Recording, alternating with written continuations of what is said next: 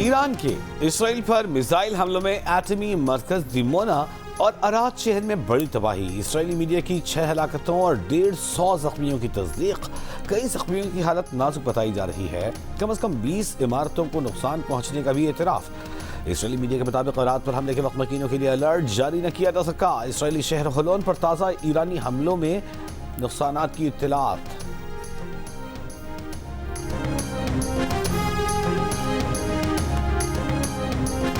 ایرانی امریکی صدر ٹرمپ کی ایران کے بجلی گھروں کو نشانہ بنانے کی دھمکی کے بعد تہران کے گرد و نواح میں زوردار دھماکے. پردیس اور دماوند میں کئی دھماکے سنے گئے. دماوند میں ایران کے سب سے بڑے بجلی گھروں میں سے ایک موجود ہے. ایرانی فوج کے مطابق تہران کی فضاؤں میں ایک حملہ آور ڈرون تباہ کر دیا گیا. امریکی صدر ٹرمپ نے ایران میں جنگ جلد ختم ہونے کے اعلان کے بعد ہی ایران کو نئی تڑی لگا دی. کہا ایران نے 48 گھنٹوں کے اندر آبنائے ہرمز نہ کھولی تو امریکہ ایران کے مختلف پاور پلانٹس کو مرحلہ وار تباہ کر دے گا. جواب میں ایران نے کہا کہ ٹرمپ نے ایسا کیا تو مشرق وسطی میں امریکہ کے توانائی انفراسٹرکچر کو نشانہ بنایا جائے گا.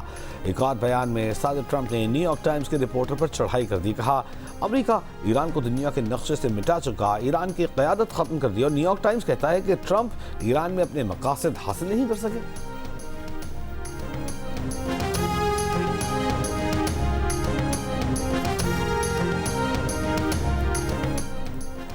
دشمن کے علاوہ دیگر جہاز آبنائے ہرمز سے گزر سکتے ہیں.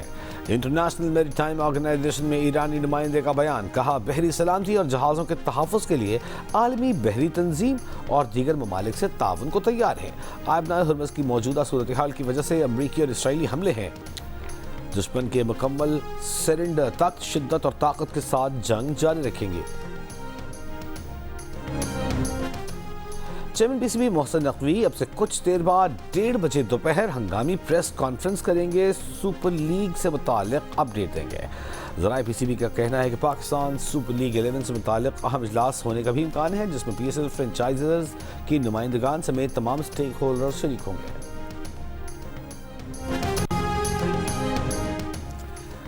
مردان کے قاسمی گاؤں میں پرانی دشمنی پر مخالفین کی فائرنگ سے 3 خواتین جاں بحق, 2 بچے زخمی, ملزمان فرار.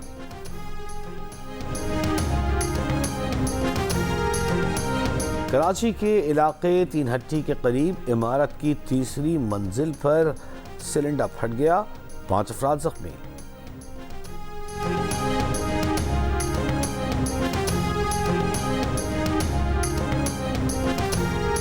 پشاور کی کوہاٹ روڈ پر بینک ڈکیتی. ڈاکو بینک سے 1 کروڑ 35 لاکھ روپے 441 تولہ سونا لے گئے. گزشتہ روز ہونے والی واردات کا مقدمہ درج. تفتیشی حکام کے مطابق ڈاکو دیوار توڑ کر اندر داخل ہوئے. گیس سلنڈر ساتھ لائے تھے. اندر داخل ہو کر تمام سی سی ٹی وی کیمراز بیکار کیے. بینک میں 3 ایمرجنسی الارم تھے جو 5 بار بجے. بینک نے نہ سیکیورٹی گارڈ تعینات کیا نہ ہی الارم کمپنی نے آپریشن مینیجر کو آگاہ کیا.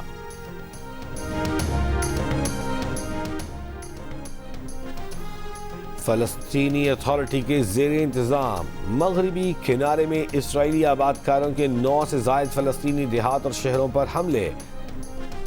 فلسطینی میڈیا رپورٹس کے مطابق اسرائیلی قدامت پسندوں نے فلسطینیوں کی گاڑیوں اور گھروں کو آگ لگا دی. خاندانوں کو زندہ جلانے کی کوشش. مقدس شہر بیت لحم کا بھی نشانہ بنایا. علاقے میں شدید خوف و ہراس.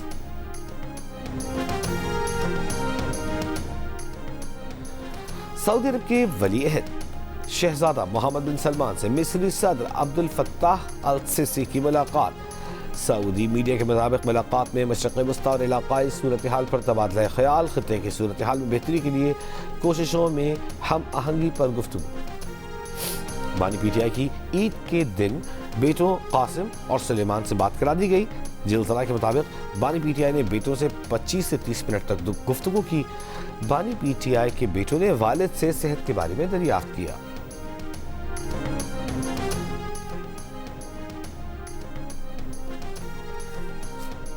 امریکی سینٹ نے ہوم لینڈ سیکیورٹی کی فنڈنگ کا بل 5ویں مرتبہ مسترد کر دیا.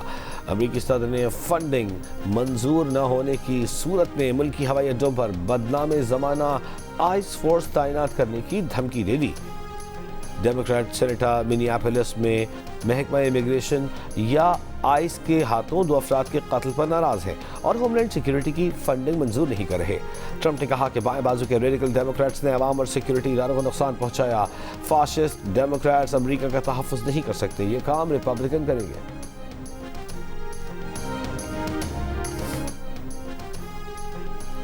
65% अमरीकियों का ख्याल है कि अमरीकी सदर ईरान में बड़े ज़मीनी हमले का हुक्म दे देंगे। सिर्फ 7% अमरीकी ईरान में बड़ी ज़मीनी कार्रवाई की हिमायत में है। खबर एजेंसी और इप्सॉस की जानिब से 17 से 19 मार्च तक किए गए सर्वे के नताइज सामने आ गए। 55% अमरीकी ने ज़मीनी कार्रवाई की मुकम्मल मुखालफत की। 34% अमरीकी ने ईरान में स्पेशल फोर्सेस की तैनाती की हिमायत की। 59% अमरीकी ईरान में जंग के खिलाफ हैं।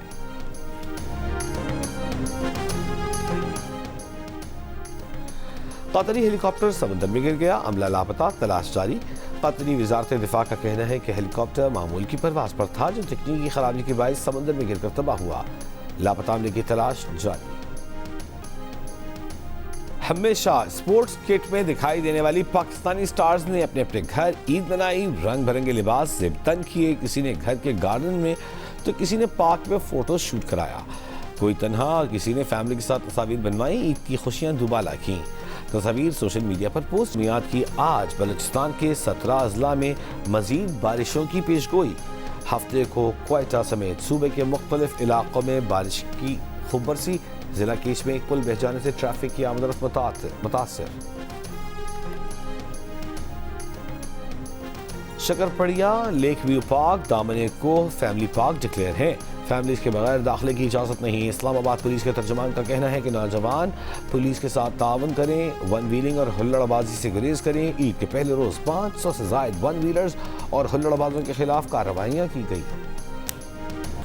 जियो टेलीविजन पर एंटरटेनमेंट की कहकशां। लगातार एंटरटेनमेंट इस ईद पर जियो नशर कर रहा है blockbuster movies, special telefilms, drama serial इश्क में तेरे सदक़े की आखिरी अक़सात, बच्चों बड़ों में यकसा मकबूल द डोंकी किंग, सिर्फ जियो पर।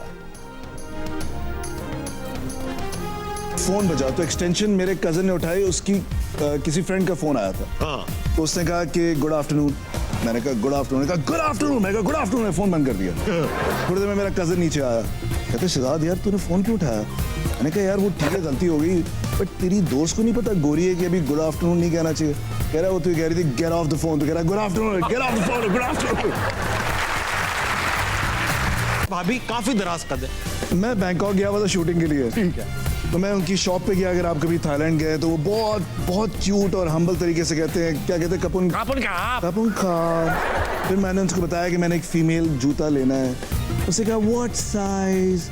मैंने कहा 12। कपुन खा। उसको लगा किंग कॉन्ग का साइज। रनवे पर लेट कर जहाज क्यों रोका?